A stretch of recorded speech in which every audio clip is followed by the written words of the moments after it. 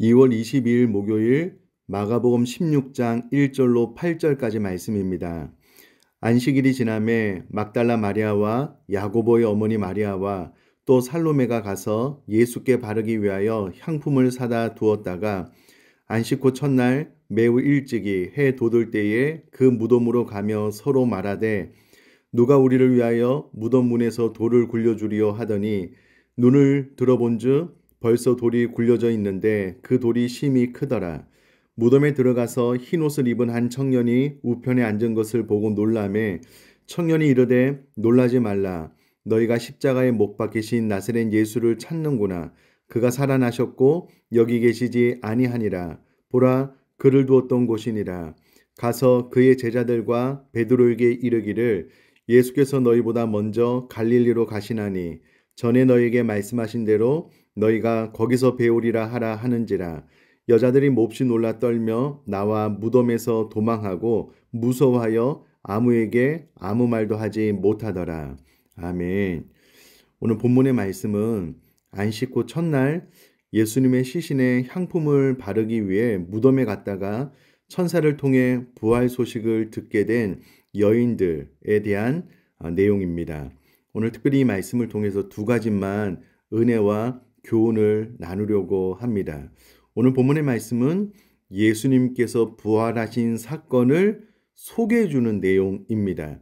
6절에 예수님의 시신을 찾아온 여인들에게 청년으로 표시된 천사들이 정확하게 나사렛 예수가 살아나셨다, 여기 계시지 아니한다 라고 예수님의 부활을 알리고 있습니다. 아마도 마가는 예수님의 부활 소식을 이 서신을 접하는 모든 사람들이 확신할 수 있기를 기대했을 것입니다. 그런데 마가가 예수님의 부활의 소식을 증거하는, 확신시키는 방법이 참 독특하고 어떻게 보면 어처구니가 없습니다. 우선에 마가가 강조하고 있는 내용은 부활 소식을 접한 이들 제자들의 최초의 반응은 지극히 불신적이었다라는 겁니다. 아무도 예수님의 부활을 믿지 아니했다라는 것을 오늘 본문을 통해서 알려주고 있습니다. 또 하나 독특한 것은 이때 당시에 여인들의 증언은 법적인 효력이 없었습니다.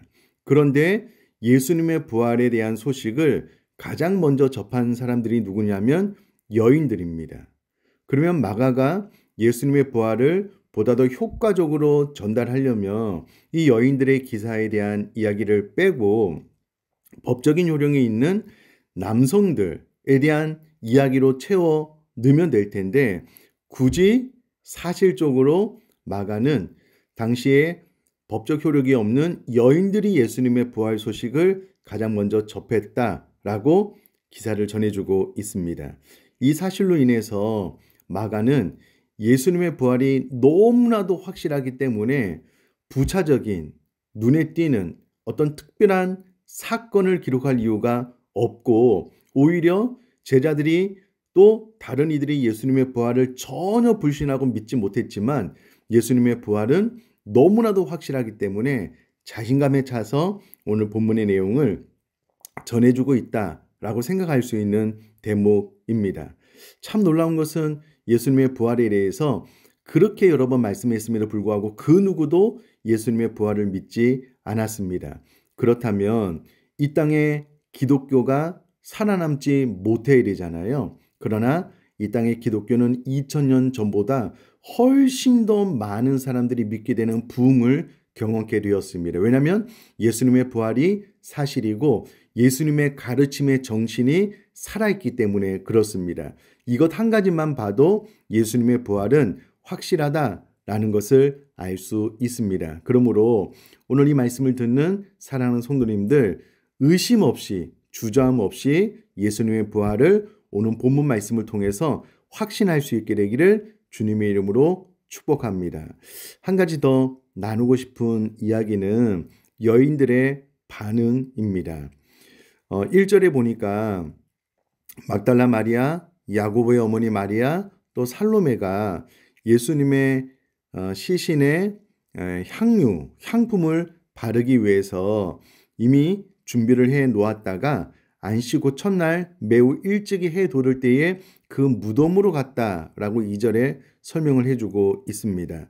이 여인들도 예수님의 부활을 믿지 않았기 때문에 예수님은 죽었고 예수님의 시체 썩는 냄새를 막아주는 역할을 하는 향품을 준비해 놨다가 발라주려고 합니다. 이 여인들도 예수님의 부활을 믿지 못했다라는 것을 정확하게 알 수가 있습니다. 특별히 4절에 보면 눈을 들어 본즉 벌써 돌이 굴려져 있는데 그 돌이 심히 크더라 라고 기록이 되어져 있습니다. 이 여인들은 3절에 보니까 무덤으로 갈 때에 무덤 문에 있는 돌을 누가 굴려줄 것인가 라고 생각하면서 갔습니다. 그도 그럴 것이 이때 당시에 무덤을 받고 있는 무거운 돌은 경사가 아래로 향했기 때문에 힘이 좋은 장정 3명, 4명이 밀어야지 겨우 열 수 있는 돌 무덤의 입구를 막고 있는 돌이었다라고 합니다. 그러니 여인들의 힘으로는 이 돌을 옮길 수가 없는 겁니다.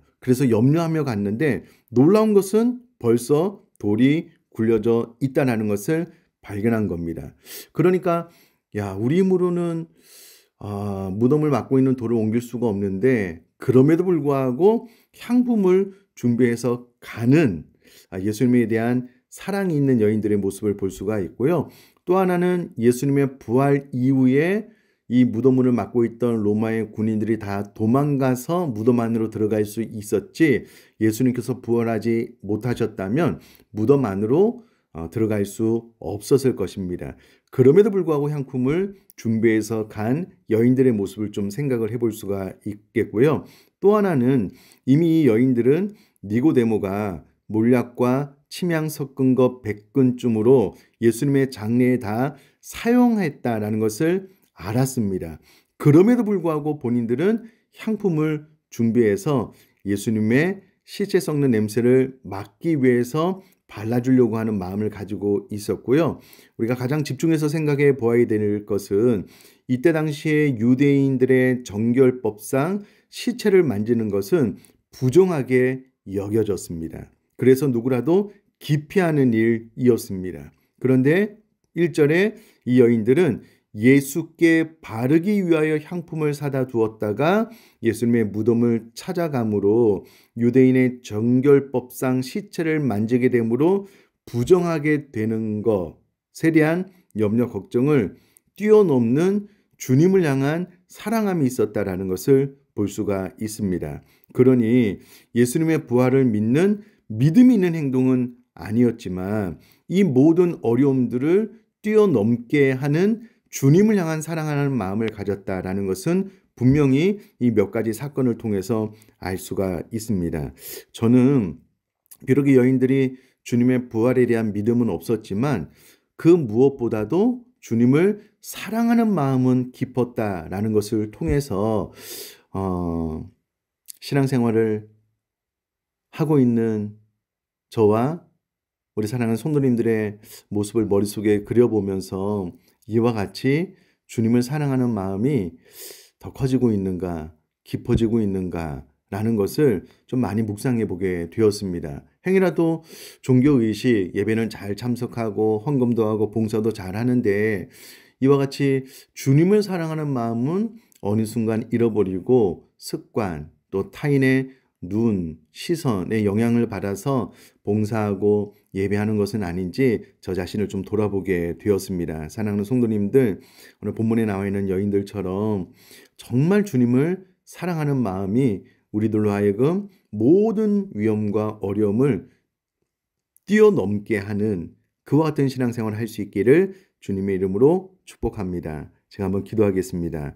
살아계신 하나님 아버지, 예수님의 부활이 너무나도 확실하기 때문에 마가는 부활 소식을 접한 이들 제자들의 최초 반응이 지극히 불신적이었다라는 것을 이야기합니다. 왜냐하면 너무나도 예수님의 부활이 확실했기 때문인 것으로 믿습니다. 그렇다면 저와 우리 사랑하는 성도님들 예수님의 부활에 대해서 믿음의 확신을 가지고 신앙생활을 할 수 있도록 은혜 허락하여 주옵소서. 무엇보다도 오늘 본문에 나와 있는 여인들이 이 모든 어려움들을 다 극복하고 주님을 사랑하는 마음 때문에 향품을 준비해서 예수님께 나아갔다면 저 우리 사랑하는 성도님들도 주님을 사랑하는 마음이 이와 같이 더 깊어질 수 있도록 은혜 허락하여 주옵소서. 감사드리며 예수님의 이름으로 기도드립니다.